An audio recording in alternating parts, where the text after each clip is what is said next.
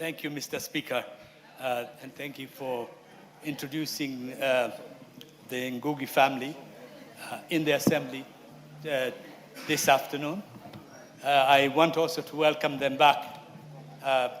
They all live in the United States and they have come to visit us. And on Saturday, they launched the Ngũgĩ wa Thiong'o Cultural and Arts Center in Limuru, a center that would work to preserve the work and the life history of Ngũgĩ wa Thiong'o. And now they have come to visit us here in the chamber. And I want to say that Ngũgĩ wa Thiong'o was a friend, he was a mentor, and a writer and a revolutionary figure who has played an important role in the liberation of this country, particularly in the second liberation of this country. So I want to say they're welcome, and we want to wish them well.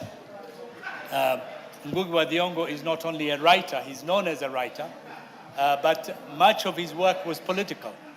He's a founder member of the December 12 movement.